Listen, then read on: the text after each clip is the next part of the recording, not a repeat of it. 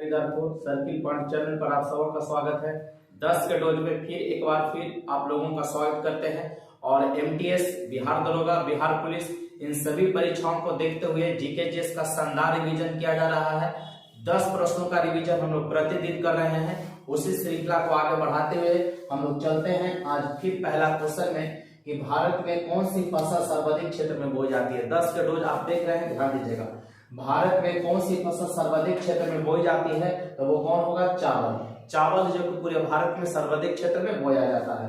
भारत में सर्वाधिक पटसन अर्थात जूट, ठीक है, उत्पादक राज्य कौन होगा? तो पश्चिम बंगाल। भारत में जूट का सबसे बड़ा उत्पादक राज्य पूछेगा तो कौन होगा? पश्चिम बंगाल।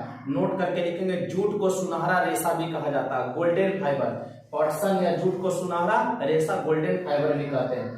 गंगा के मैदान की पुरानी कछाली मिट्टी क्या कहलाती है? तो बांगर।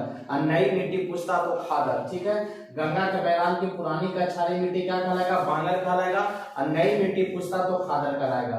संविधान में मंत्रिमंडल, कैबिनेट शब्द का प्रयोग केवल एक ही बार कहाँ हुआ है? तो अनुच्छेद 74 में। अब मंत्रिमंडल का भी चर्चा कहाँ है? अनुच्छेद 74 में। हमारे संविधान में मंत्रिमंडल, जिसको इंग्लिश में कैबिनेट कहते हैं, केवल एक ही बार प्रयोग किया गया है। संविधान में केवल एक ही बार, अनुच्छेद 74 के द्वारा किया गया, ठीक है। और मंत्रिमंडल का भी पूछेगा चर्चा किस अनुच्छेद में? तो 74 में। संघीय मंत्री परिषद के मंत्री किसके प्रति उत्तरदायी होंगे?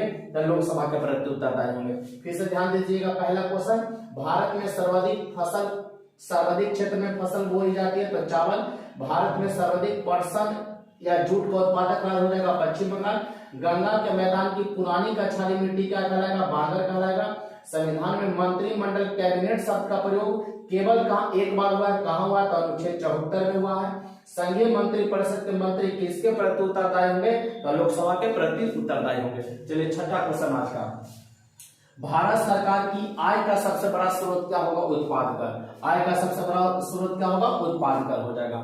मच्छर भगाने वाली दवाओं में सक्रिय रसायन पूछेगा तो एलिथ्रीन हो जाएगा। सक्रिय रसायन कौन? एलिथ्रीन। क्वेश्चन देखते हैं, किस इतिहासकार ने शाहजहां के शासनकाल को मुगल काल का स्वर्ण काल कहा? ध्यान दीजिएगा, शाहजहां के शासनकाल को मुगल काल का स्वर्ण काल कहा। तो B.A. स्मिथ। कौन बोले थे? B.A. स्मिथ, याद रखेंगे।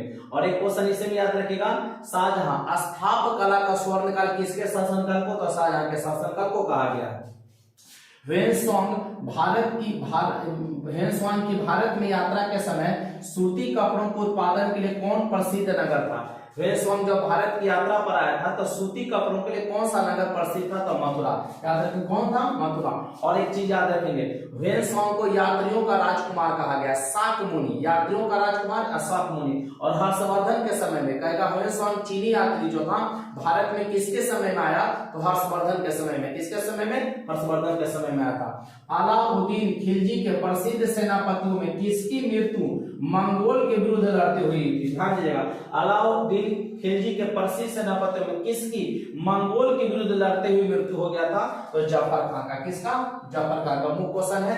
और बताए थे अलाउद्दीन खिलजी वंश के शासक में से एक हैं। और खिलजी वंश का सबसे बड़ा शासनकाल और बेहतरीन शासनकाल मान सकते हैं।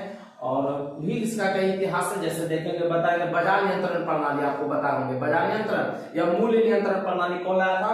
अलाउद्दीन खिलजी। अस्थायी सेना का नींव सबसे पहले कौन डाला था? अलाउद्दीन खिलजी। सैनिकों का हुलिया लिखना, घोड़ा दागने की प्रथा, ये सब अलाउद्दीन खिलजी का देन था।